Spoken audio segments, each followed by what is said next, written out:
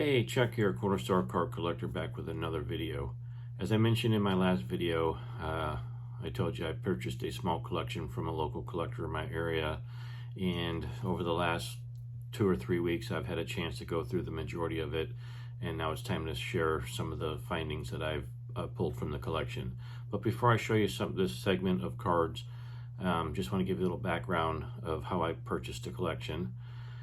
I put an ad on Nextdoor, which is an app for people buying and selling things in your local area. And this gentleman contacted me and asked me if I was interested in purchasing his collection. So I set up a time with him to go over there and kind of view it and see if it was something that I wanted to buy. So once I arrived, I spent about 30 minutes just kind of chatting with the guy, feeling him out, talking to him about how he assembled his collection and all that stuff. And it sounded pretty promising, so I started to go through the boxes that he had, and I realized that the majority of the stuff was from the mid-1980s all the way through the early 90s, basically junk wax era stuff. But I came across a fair amount of autographs, in-person signed autographs, and a couple of good sets, and there was some good rookie cards in there. So as I started to go through this, I just asked him how much he wanted for everything, and he gave me a price, and I was like, all right, yeah, that sounds fair. So we agreed on the price, and I typically don't bring money with me when I'm doing a deal because I don't really know what I'm looking at when I get there. But if it's something that I have to buy right then and there, I'll run to the bank and get whatever we agreed on the price and take care of the payment at that point. But for this collection, I mean, it was all junk wax there. I wasn't too worried about it. So I came back a couple of days later, picked it up, paid the guy, and it took me a little while to go through it. And then all of the autograph cards, which I'm going to show you today, that I found in there, I realized that I ran out of semi-rigid holders to put the cards in so I can show them to you guys. So I had to wait for those to come in, and some other things came up. So I'm just now getting to the video. There's about 3 or 4 segments that I'm going to do. I have some good rookie cards I'm going to show you.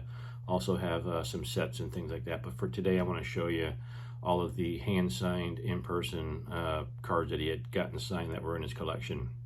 But before I do so, I did get a couple things in the mail over the last week and a half, and those are new additions to my 1978 Topps football set. So I'm going to go ahead and turn the camera around, and I'll show you those 2 cards that I got, and then I'll also show you the cards that came from the collection. All right, hang on. All right, so let's go ahead and take a look at the 2 cards that I picked up in the mail over the last couple of days. I still have one more coming, so I'll hold on to that till I get a card or 2 more, or if I have a reason to make a video, I'll go ahead and show you that one. Okay, but for the first one is this 1978 Topps. Now I do notice that it does have the old label on it, and I don't typically buy the ones with the old label. I want the one with the hologram right there. But for the price I paid for this, I don't have it in my collection, so I said, you know what, I'll just go ahead and get this one, and then over time, as I continue to buy cards to finish the set out, I'll replace it. But for the price, I just couldn't say no. All right, so this is the first one, and then the second one is his team leaders card. Roger Staubach and Bob Griese, 2 great quarterbacks from the 70s. Both of them are in a PSA 8. You can see this one's got the hologram on it. I'm trying to just keep the set consistent with the new labels on them. Okay, so those are the 2 new additions to my 78 Topps football set. Now let's go into these hand-signed cards that I got. There's about 35 or 36 of them. So I think I did pretty good, hopefully, especially if they're legitimate. I don't know. I'm going to probably send them off to PSA to get them authenticated. Maybe not all of them, but the big stars that I have in there, I probably will. Okay, so this first one is a Karl Malone signature. This has been done in black magic marker. I'm not sure where this card came from. It looks like it may have been something that was given out at one of the games, or it could have been a promotional thing at one of the shoe stores at one of the malls or something in a local area here. But he said it was signed by Karl Malone. This was one of the first things I saw in his packet of cards that he had with some of the autographs in it. You can tell it was folded. There's a big fold in it right here. So it may have been something that he stuck in his pocket. So that's why I say it could be one of those promotional type cards, but it does have a signature on the card. And then the second one, I think I may have mentioned in my earlier video that he was a Texas Rangers fan, and he was probably in his mid to late 40s, so it makes sense that these cards are from the the mid 80s through the early 90s when he was a young teenager, maybe a little bit younger. But this is a nice signed Nolan Ryan. It's kind of similar to the Karl Malone card. I put it inside a nice sleeve. I put a nice back on it. The back side of the card itself is blank, but it's a nice black signature of Nolan Ryan. So that would be something I'd be interested in maybe sending in to get it authenticated. Okay, the rest of them are going to be cards, and they're in no particular order. I have a bunch of them here, so let's go through them. All right, this guy, I'm not really sure how to pronounce his name. Signature is pretty sloppy. Can't really see it with the black on black. Okay, that's the first one. Here's a nice Tom Glavine on a leaf card. Pretty nice signature there. He may be one I send in to get authenticated. I got two Sherman Douglases on this upper deck card. I think it's a 91 or 90 or 91 card, but there's two of them.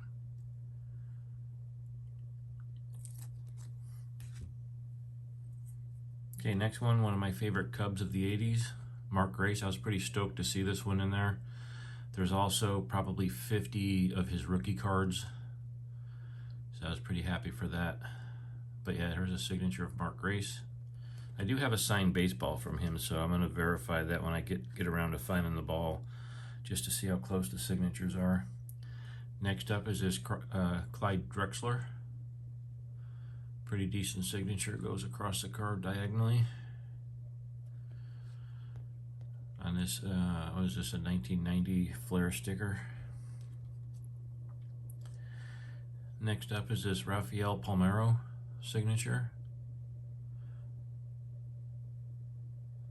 I don't really know much about signatures because I don't do signatures. However, after watching some of the videos of some of the, get this glare off of that, watching some of the card collectors that specialize in autographs and that kind of stuff, kind of got me interested in wanting to do it. So here's a Eric Hansen. Don't know who that is. Never heard that name before. But yeah, so I'm not really sure even what the cost is or what the process is through PSA. Here's a nice Charles Barkley, one of my favorite basketball players and commentators. He's just funny to listen to. But yeah, I'm going to put together probably 10 or 12. I do have a bunch of football ones that I've been holding on to that I've gotten signed. And yeah, I'm looking at maybe getting some of them authenticated. I'll throw some of these in there with it. Here's the nice Tim Hardaway. He's got a really cool signature, nice and clear, nice and clean. When I asked him where he got the majority of his signatures, he said his father used to take him to the games. He's from the Longview area in Texas, so Dallas is about 2.5 hours. So you got the Dallas Stars, you got the Dallas Cowboys, and then the Dallas Mavericks. And he would get some of his cards signed there. He also said that he would get some of his cards signed at the local Longview Mall. Back when he was a kid, some athletes would come here and do signings. He did have a Mickey Mantle, which he pulled. I saw it, but yeah, he pulled it, did not want to let that one go, which is understandable. Tim Hardaway.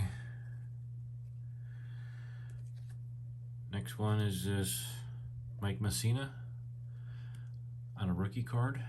Pretty neat. Got another Mike Messina on his score rookie card.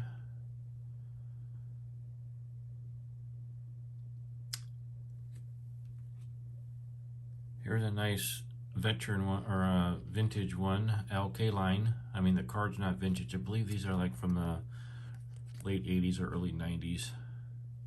But it's cool to have a LK line signature. If anybody has any advice on, going through the authentication process through PSA or through whatever the better company is, maybe it's through Beckett authentication, I'm not sure. But I would love to hear the comments about what's the best way to go through getting these cards authenticated. LK line. Mike Devereaux, 2 cards. Never heard of this player before. It looks like it's 91. Yeah, 91 score.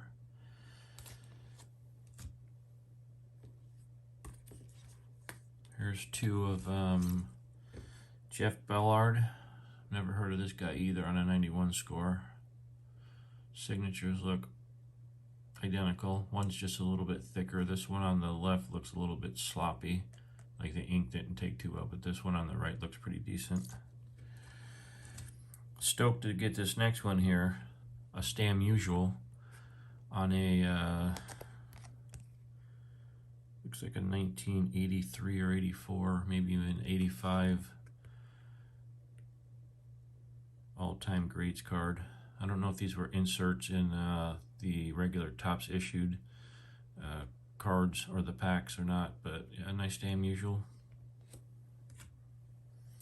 This one, very rarely do you see a Tom Landry signed card on a nice pro set. I think this is 90 or 91. But yeah, I very rarely do you see a Tom Landry in-person signed card. He just doesn't sign. So pretty happy to have this one with Tom Landry on it. Another good one is this Warren Spahn. Nice signature across the center of the card. Wouldn't mind getting that authenticated. Myself and Warren Spahn come from the same hometown. We grew up in the same part of Buffalo, South Buffalo. Unfortunately, I didn't go to the same high school as he did, but my 2 sons went to the same high school that he did. So yeah, he's a big name in Buffalo. Next up is this Dennis Scott signature. Pretty decent. Nice card on this 91 Upper Deck.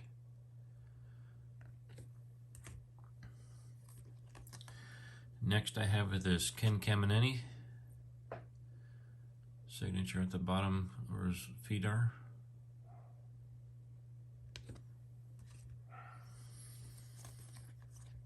Next up I have this Glenn Rice.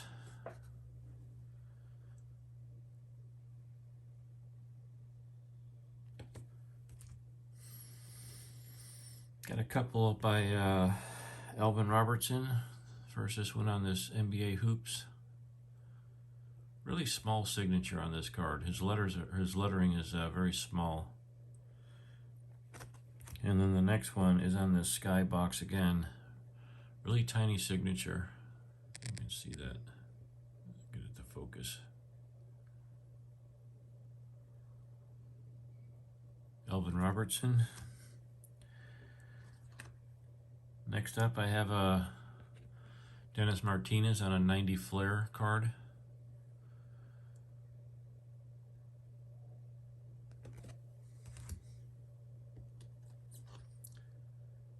Next up is this Kelly Gruber.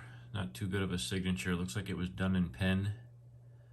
You can make the signature out, but it's not a very clear signature. It looks like it fades into the blue background there, and just ballpoint pens aren't really ideal for signatures on cards like this. Next up is this Mike Jeffcoat on a 91 score. Nice signature at the bottom of his card.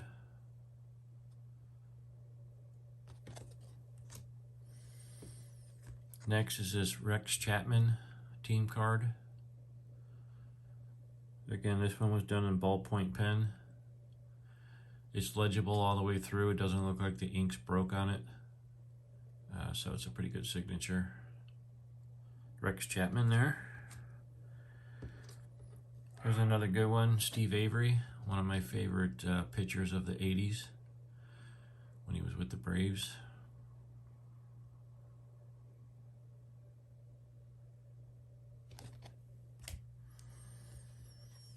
Another Mitch Richmond on a 90 Flair.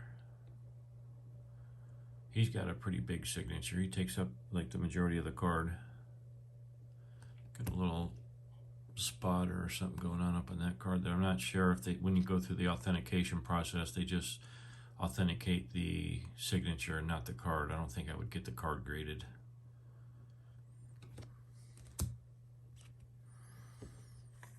Next is this John Barfield. Don't know who that is.